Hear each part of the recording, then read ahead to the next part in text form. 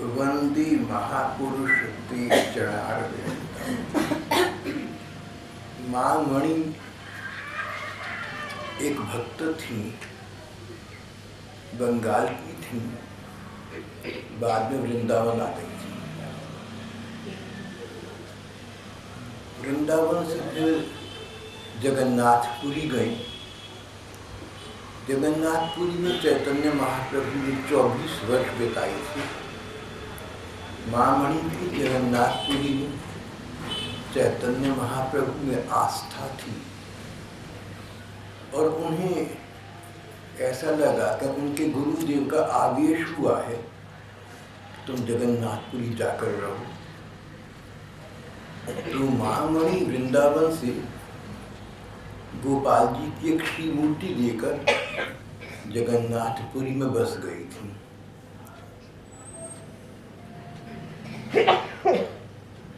जब बहुत वृद्धावस्था आ गई, रोगी रहने लगी, अकेली थी, कोई सेवा करने को न था, मन ही मन उन गोपाल जी को संबोधित करके कहती थी कि गोपाल, तुम राधा कृष्ण के अतिरिक्त मेरा कोई और है क्या? मेरा तुम्हारे अलावा कौन है? देखो तुम, मैं इस बुढ़ापे में बीमारी में पड़ी हूँ और तुम्हें मानो चिंता ही नहीं है। एक दिन इस प्रकार बेहोशी किसी अवस्था में माँ मणि बुढ़ापे में पड़ी हुई थी, आंखें मीची हुई थी। 2 बच्चे उनके पास आए। एक बालिका थी छोटी सी भोली भाली और एक बालक चंचल वृत्ति का। बोले, माँ तुम्हारी सिर में दर्द है ना? तुम्हारा सिर दबाने आई है। और तुम्हारी पाँव में टांग में दर्द है, वो भी हम दबाएंगे, तुम ठीक हो जाओगी। माँ ने कठिनाई से आंखें खोली। अरे छोटे छोटे तो तुम बच्चे हो, तुम मेरा क्या सिर दबाओगे? झंझट ना करो, जाओ अपने घर जाओ। उन दोनों बच्चों ने जब माँ को मुस्कुराकर देखा, बच्चों के मुस्कान में माँ का मन आकृष्ट हुआ। अरे ये तो कोई साधारण बालक नहीं है। माँ ने पूछा, अच्छा बच्चों तुम कौन हो? अपना परिचय तो प्रदान करो। बोले, हम राधा कृष्ण हैं। माँ मणि ने कहा, राधा कृष्ण तुम्हारे नाम है या जो वृंदावन के राधा कृष्ण जिनकी सब भक्ति करते हैं भगवान, तुम वो हो? बोले, हाँ हम वृंदावन के राधा कृष्ण हैं माँ, तुमने पुकारा था, हम सेवा करने आए हैं। उन्होंने माँ के सिर की और पाँव की रक्षा की, दबाई। माँ का दर्द ठीक हो गया, स्वस्थ होकर बैठ गई। दूर दूर तक दोनों बालक दिखाई न दिए। वृद्धावस्था में और रोग की अवस्था में माँ को वृंदावन के बालकृष्ण और श्री राधिका जी ने दर्शन दी दिए थे साक्षात। ये बात सन 1966 की है, हाल ही की घटना है।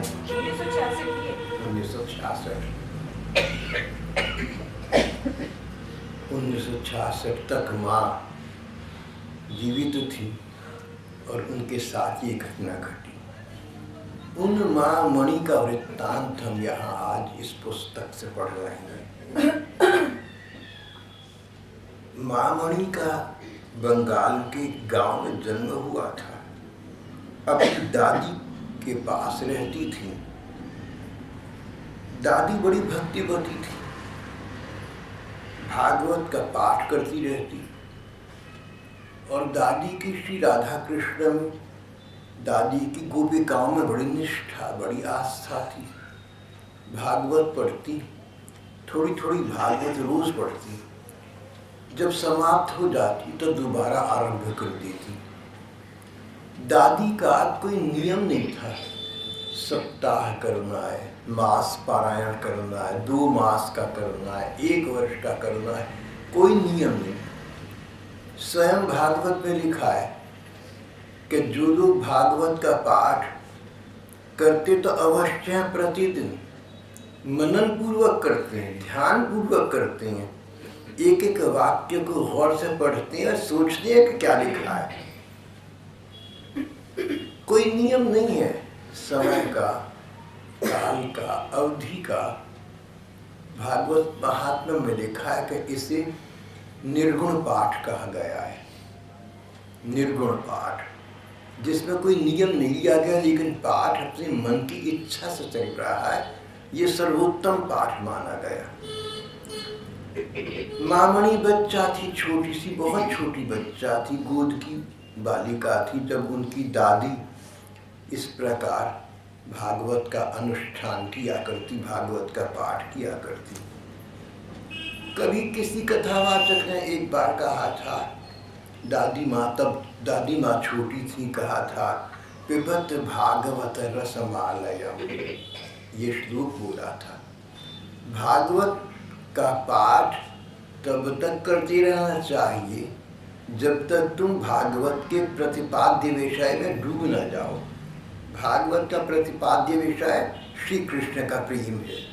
जब तक तुम श्री कृष्ण के प्रेम सागर में डूब न जाओ, तब तक भागवत थोड़ी थोड़ी नित्य प्रति अवश्य पढ़ते रहो। एक ना एक दिन तुम श्री कृष्ण के रस सागर में खो जाओगे, पुस्तक भूल जाएगी, ग्रंथ भूल जाएंगे, तुम स्वयं भागवत बन जाओगे। तब तक भागवत का पाठ करते रहना।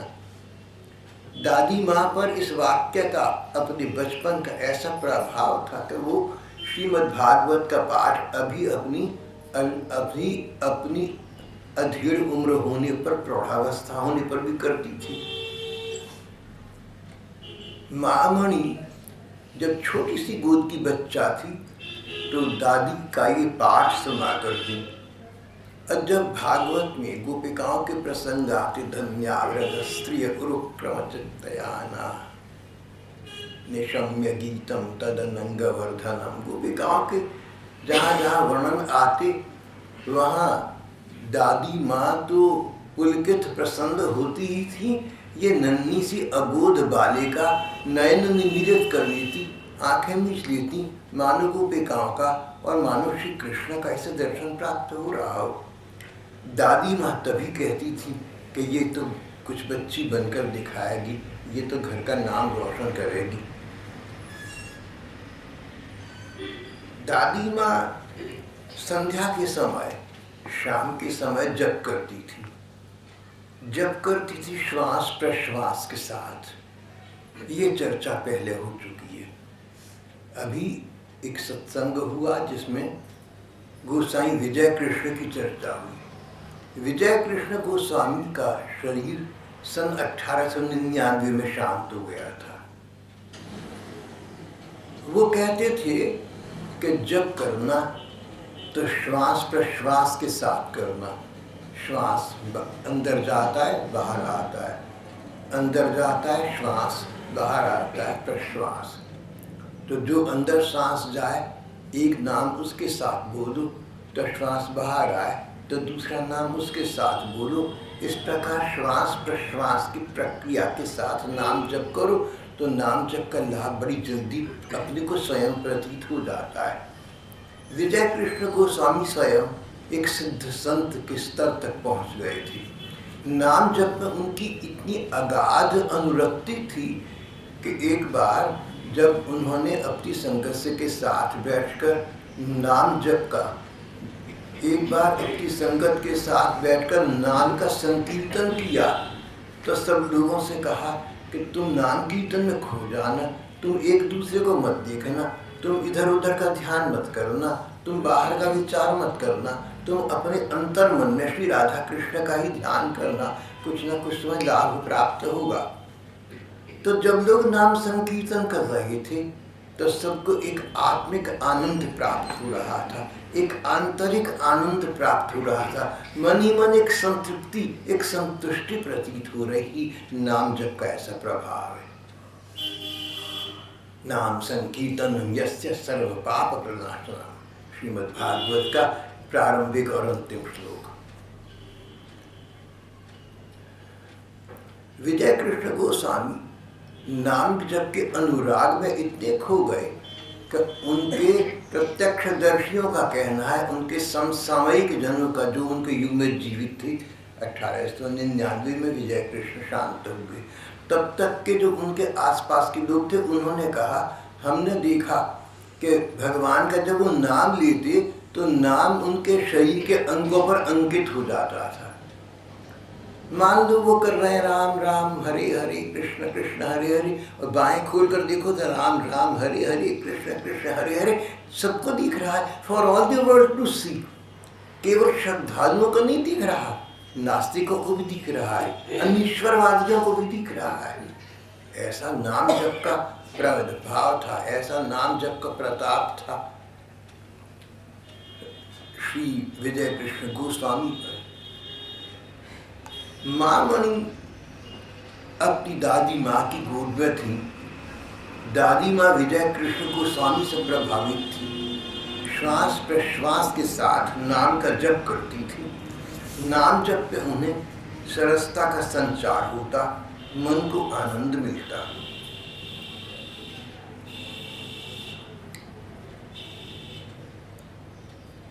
गोस्वामी जी ने यह भी कहा था कि जप के लिए एक आसन और स्थान विशेष बनाना, एक विशेष स्थान पर एक निश्चित स्थान पर बैठकर ही नित्य प्रति जप करना, और वहाँ पर एक ऐसा आसन रखना जिस पर तुम जप के अतिरिक्त और कुछ नहीं करते, भजन के अतिरिक्त और कुछ नहीं करते। ऐसा नहीं कि तुम खाना खाना तो चलो आसन उठा ला, इस पर बैठकर खा लिया, उस पर केवल भजन करना है, केवल भगवान का स्मरण करना है। अगर तुम ऐसा आसन रखोगे, नियमित भजन करोगे तो आसन सिद्ध हो जाएगा।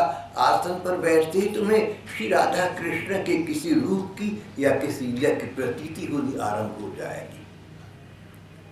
मणि माँ की दादी एक स्थान विशेष पर एक आसन बिछाकर उसी पर गोसाई जी के आज्ञानुसार जप करती, भगवान का स्मरण करती। संध्या के समय भी सरसों के तेल का प्रयोग का प्रदीप जलाकर, दीवा जलाकर जप कर रही थी। दीवा एक दीवर पर रखा था, वहां पर एक ट्रे टंगी थी। एक फल वाला सांप ट्रे से लिपटकर प्रदीप से खेलने लगा, पर माँ मणि ध्यान मग्न होकर जाप कर रही थी। उन्होंने सर्व की ओर ध्यान न दिया, जप करती रही। 84 वर्ष की अवस्था थी। जब आंखें खोलकर सांप देखा तो मन ही मन उसको भगवत स्वरूप समझकर प्रणाम किया। जो भी जीव है भगवान का ही अंश, भगवान का ही रूप है। माँ को, बुढ़िया दादी माँ को डर न लगा, सर्प को भगवत स्वरूप समझकर प्रणाम किया। ये उनका अंतिम प्रणाम था। 84 वर्ष की बुढ़िया माँ मणि की दादी माँ का शरीर पंच तत्वों में विलीन हो गया, मानो भगवान की प्राप्ति कर गया। भगवान का स्मरण करते करते सर्प को भगवत स्वरूप समझकर प्रणाम करते समय शांत भाव से माँ का शरीर शांत हो गया। माँ मणि की दादी का ये वृत्तांत है। माँ मणि के मन पर इन दादी माँ का बड़ा प्रभाव था। दादी माँ तो चली गई और मणि माँ गांव के स्कूल में पढ़ती, पर उनका मन पढ़ने में उतना न लगता जितना भागवत आदि का पाठ सुनने में। उन्होंने दादी के साथ भागवत के अतिरिक्त रामायण और महाभारत के पाठ सुने थे। रामायण में भगवान राम के जन्म से लेकर उनके राज्य काल तक की लीलाएं हैं। रामायणें अनेक हैं, और सबसे पुरानी रामायण वाल्मीकि ऋषि की लिखी हुई है, और जो प्रचलित लोकप्रिय रामायण आजकल है वो तुलसीदास जी की लिखी हुई है। 500 वर्ष पुरानी है। रामायण की चौपाइयाँ 2 ही सब लोग जानते हैं। दादी तुलसीदास जी की रामायण का पाठ करती, महाभारत सुनती। महाभारत में कौरव और पांडव 2 भाइयों के बच्चे थे, उनके युद्ध का वर्णन है। कौरव पापात्मा थे, पांडव पुण्यात्मा थे। भगवान कृष्ण ने पांडवों का साथ दिया, अंत में पांडवों की विजय हुई। भागवत रामायण महाभारत का पाठ सुना करती। दादी माँ जितने व्रत करती थी, मणि माँ उतने व्रत करती थी और व्रत बड़ी निष्ठा के साथ करती थी। इस प्रकार माँ मणि का विवाह, माँ मणि 10 वर्ष की हो गई। अब उनका एक परिवार में विवाह हो गया।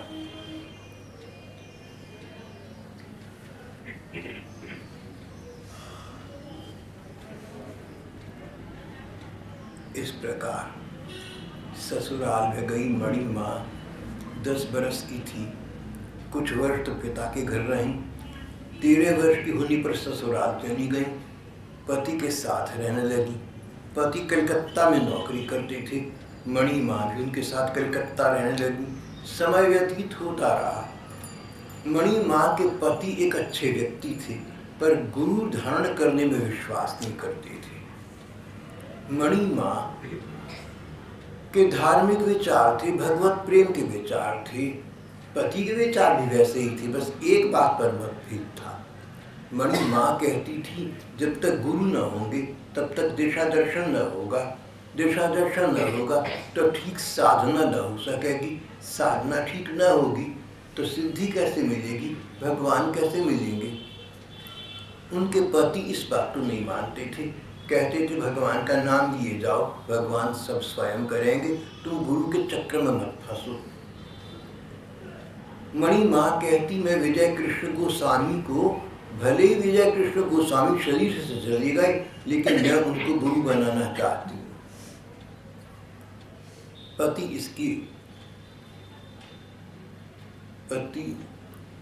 की ऐसी अनुमति नहीं थी। एक बार समय व्यतीत होते होते ऐसा समय आया कि पति को विलायत जाना था। उन्होंने मणि माँ से कहा कि तुम मन ही मन गुरु दीक्षा चाहो तो ले लो, मुझे कोई आपत्ति नहीं है, मेरी ओर से तुम्हें अनुमति है और विलायत से आने पर हम मिलकर कर्तव्य भी निभाएंगे, भगवान का भजन भी करेंगे। माँ मणि ने विजय कृष्ण गोस्वामी में श्रद्धा थी। उनके एक शिष्य थे जगत बंधु जीवित थे। उन्होंने जगत बंधु से दीक्षा ग्रहण कर ली, शिष्य बन गई, शिष्यत्व स्वीकार कर लिया जगत बंधु का। विजय कृष्ण गोस्वामी का शरीर तो शांत हो चुका था, उनको गुरु बनाने का तो कोई अर्थ निकलता नहीं था। मृतक व्यक्ति को गुरु नहीं बनाया जाता, लेकिन उनके शिष्य थे जगत बंधु भी विजय कृष्ण गोस्वामी के हिसाब से चलते थे और भक्ति के उच्च स्तर को प्राप्त हो चुके थे। माँ मणि ने जगत बंधु से दीक्षा ली थी। जगत बंधु स्वयं विजय कृष्ण गोस्वामी के अनुगत थे। उन्होंने माँ मणि से कहा कि तुम श्वास प्रश्वास के साथ भगवान के नाम का जप करो और साधना के विधि निषेध उन्हें बता दिए। विधि निषेध, भगवान का नाम लो, रूप का ध्यान करो, लीलाओं का चिंतन करो, भगवान के किसी धाम में निवास करो या आती जाती रहो, कुछ देर एकांत में बैठकर मौन रखकर साधना करो, इस प्रकार। और कुछ निषेध बता दिए। अपनी ओर से किसी का दिल मत दुखाना, किसी बैरी के साथ भी बैर मत करना, बुरे के साथ बुरा व्यवहार मत करना, संसार को भगवान की लीला समझना, नाटक समझना। संसार में कोई व्यक्ति तुम्हारे साथ अच्छा बुरा व्यवहार करे तो तुम अच्छा बुरे के कुचक्र में मत फंसना। ऐसा न समझता कि अच्छा तुम्हारा अपना है और बुरा पराया है। अच्छे बुरे दो भी हैं, सब अभिनय कर रहे हैं, सब अभिनेता हैं। सब ही नचावत राम गुसाई, सब भगवत इच्छा से कर रही हैं। तुम किसी के न तो मोह में फंस जाना कि वो अच्छा है और न किसी से द्वेष करना कि तुम्हारे साथ बुरा बर्ताव करता है। इस प्रकार तुम नाम जप में जल्दी ही सिद्धि को प्राप्त करोगे, भगवत प्रसन्नता को प्राप्त करोगे। ये उपदेश विजय कृष्ण गोस्वामी के शिष्य ऋषि तुल्य जगत बंधु ने माँ मणि को प्रदान किया। माँ मणि की साधना सुचारू रूप से चलने लगी। महामणि ने एक स्थान पर लिखा, नाम प्राप्त करने के पश्चात मैंने एक नए राज्य में प्रवेश किया। संसार के सब व्यर्थ के व्यापार भूल गए, मैं एक दिव्य आनंद में खो गई। भगवान की कृपा से नाम तब से अबाध गति से अपने आप चल रहा है। मुझे किसी दिन नाम जप के लिए चेष्टा नहीं करनी पड़ती।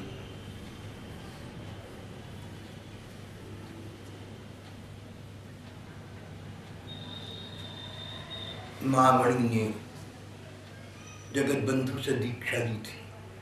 उस समय उनकी अवस्था 30 वर्ष की थी। तब से उनकी साधना निर्विघ्न चल रही थी। उनके पति ने उनकी साधना में उनकी सहायता की। गुरुदेव के आदेश के अनुसार मणिमा रोज सुबह 3 बजे से 6 बजे तक एक आसन पर बैठकर भजन करती थी, जप और ध्यान इत्यादि करती थी। सारा दिन संसार के तरह तरह के कामों में व्यस्त रहती, पर रात का समय भजन के लिए निश्चित कर लिया था। सब लोग जान गए कि रात को मणिमा जागकर भगवान का भजन स्मरण करती है, इसलिए रात में उन्हें किसी प्रकार के सांसारिक कार्य में कोई डालता भी नहीं था। 30 वर्ष तक माँ मणि की साधना इस प्रकार चलती रही। 30 वर्ष की उम्र में साधना ये शुरू की थी गुरुदेव की आज्ञा से, और 30 वर्ष तक चलती रही।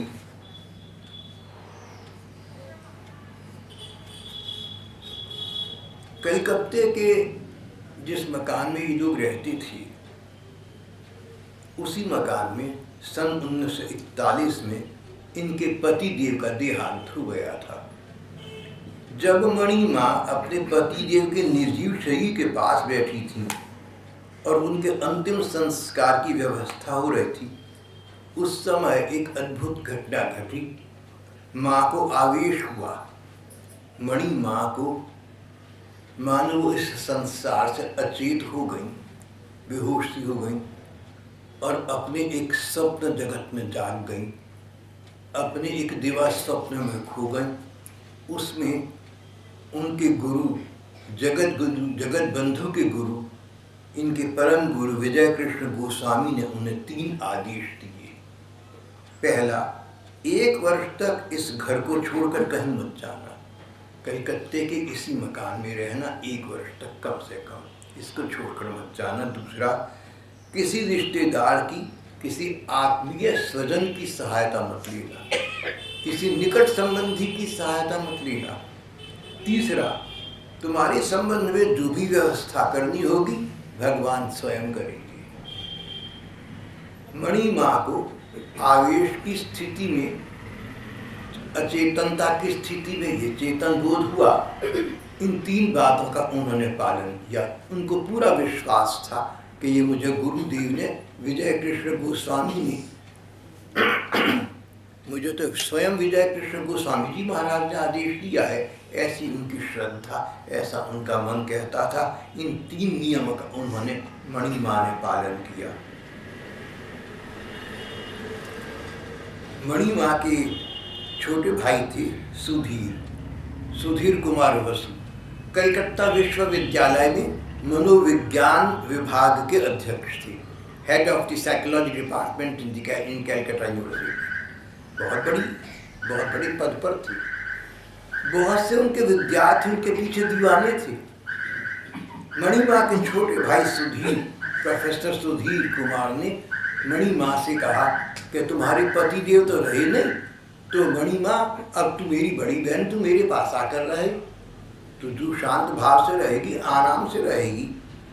लेकिन मणिमा को गुरुदेव का आदेश मिला था कि कलकत्ता के इसी मकान में रहना, 1 वर्ष तक अवश्य रहना, किसी नज़दीकी रिश्तेदार की मदद नहीं लेनी है।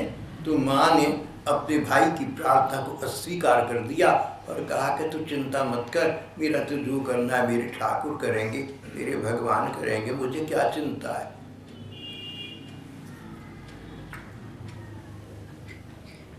जब भगवान करने वाले हैं तो वो सब करेंगे, मेरी चिंता करने से क्या होगा, तुम मेरी चिंता मत करो। न मैं अपनी चिंता करूंगी, मैं तो भगवान के हाथों में हूँ, मैं तो भगवान के चरणों में हूँ। माँ ने ऐसा कह दिया और बात समाप्त हो गई।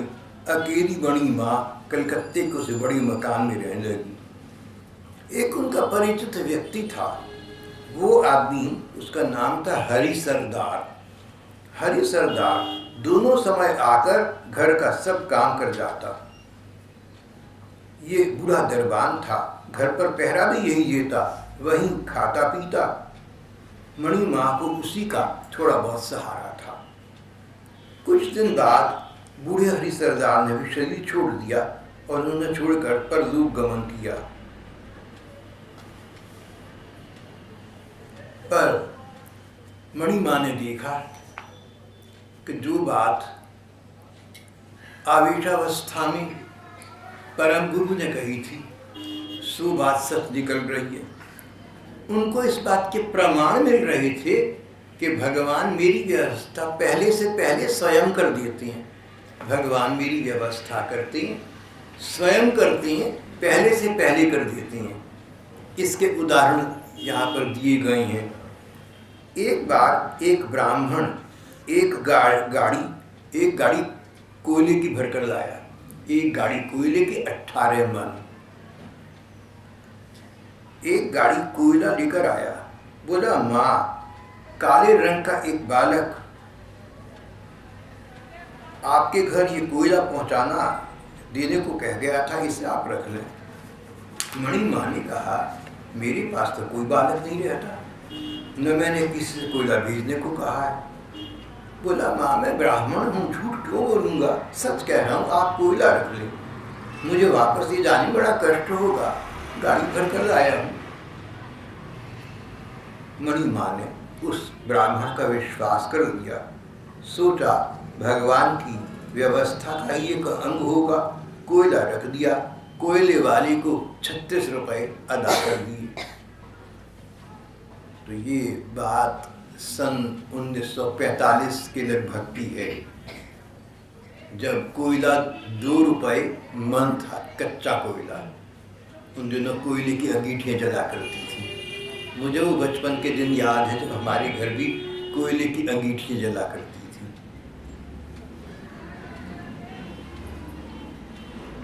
कोयला रख लिया, कोयले वाले को 36 रुपए दे दिए, वो चला गया।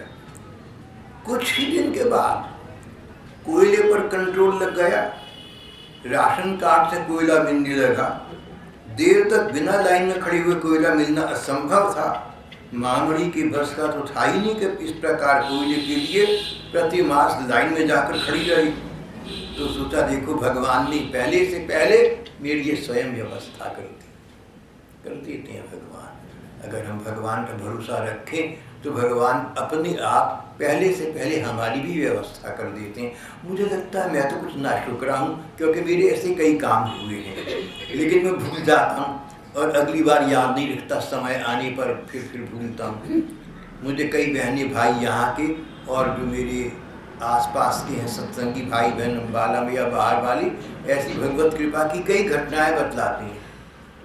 जब भगवान की कृपा की कोई प्रत्यक्ष तुम्हें प्रतीति हो ना, तो उसको भूलना मत, या तो लिख लेना कापी में। और जब अगली बार कोई कष्ट आए, कोई आशंका आए, तो पढ़ लेना कि पहले कौन कौन सी कृपाएं हुई। तो तुम्हारा मन कहेगा कि पहले कृपा होती रही, तो अब तुम्हें आशंका क्यों है, दोबारा फिर भगवान कृपा करेंगे। जहाँ जहाँ भगवान की कृपा की प्रतीति हो, उसको लिख लेना आपत्तिजनक नहीं है, मुझे तो उचित यही लगता है। और फिर कोई आशंका हो तो उस कॉपी को पढ़कर देख लेना। इसी प्रकार मणि माँ के साथ एक और घटना हुई।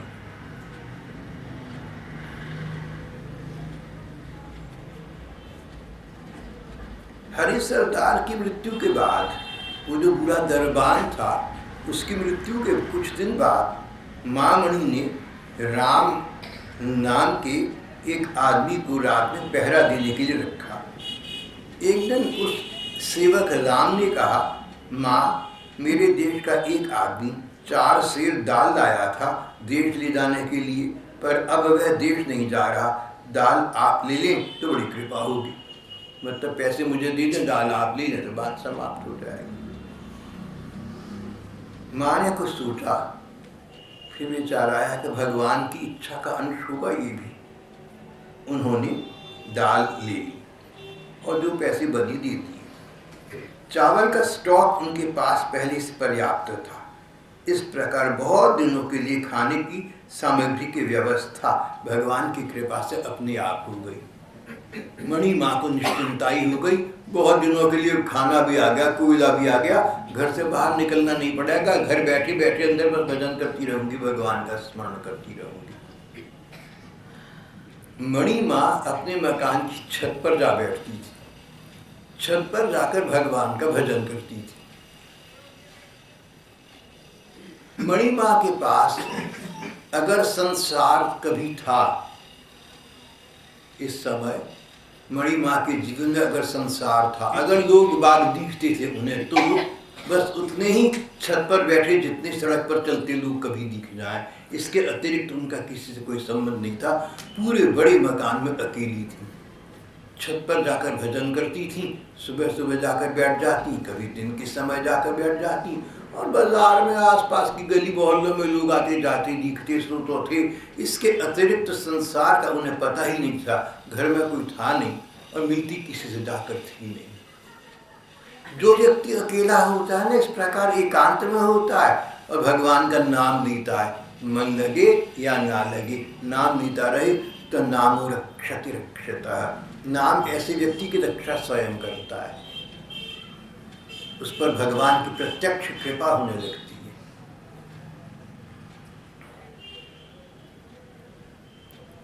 इस प्रकार के व्यक्ति के विषय में संत महात्मा ने कहा है, भगवत जन एकांत में सकांत होती है, एकांत अकेली में, तन्हाई में, एकांत सॉलिट्यूड। भगवत जन एकांत में अकेले में सकांत, कांत का मतलब प्रियतम, सकांत के साथ। भगवत जन कभी अकेले नहीं होते, जब भगवत जन अकेले होते हैं तो उनके कांत, उनके प्रियतम, उनके प्रेमी श्री कृष्ण उनके साथ होते हैं। जब तुम अकेले हो ना और नाम का जप करो तो समझ लेना कि भगवान तुम्हारे आसपास हैं। हो सकता है तुम्हारी ऐनक ऐसी नहीं है कि भगवान तुम्हें दिखें, लेकिन भगवान होते अवश्य, उनको तो तुम दिख रहे हो ना, तुम्हारा अकल्याण नहीं हो सकता, तुम भगवान की दृष्टि में हो। भगवत जन एकांत में सकांत होते हैं।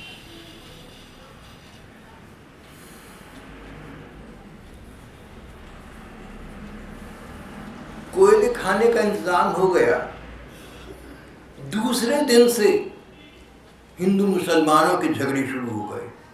वो तो सभी को पता है, जब हिंदुस्तान आज़ाद हुआ 1947 में, उससे पहले हिंदू मुसलमानों के बहुत झगड़े, लड़ाई में बहुत कुछ तांडव हुआ, सांप्रदायिक झगड़े आरंभ हो गए।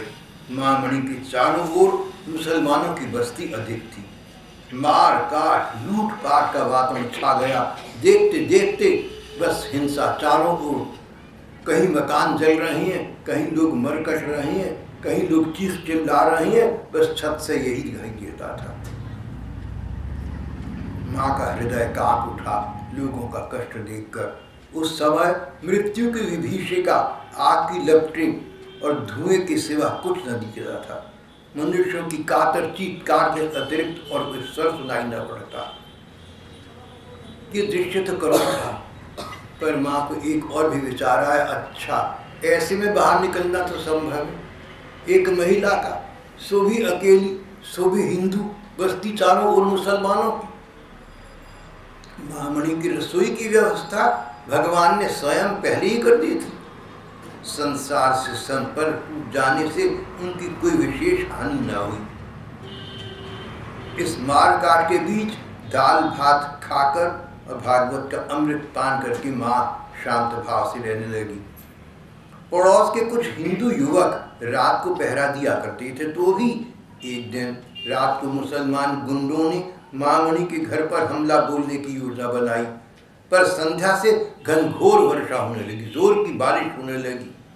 महामणि के घर के चारों ओर की नीची जमीन में पानी पानी भर गया, उसे पार कर आना जाना असंभव हो गया। भगवान ने रक्षा फिर कर दी, खाने पीने की व्यवस्था कर दी। दुष्टों ने मकान को क्षति पहुंचानी चाहिए तो उसने वर्षा कर दी, वो अपने षड्यंत्र में सफल ना हो सके।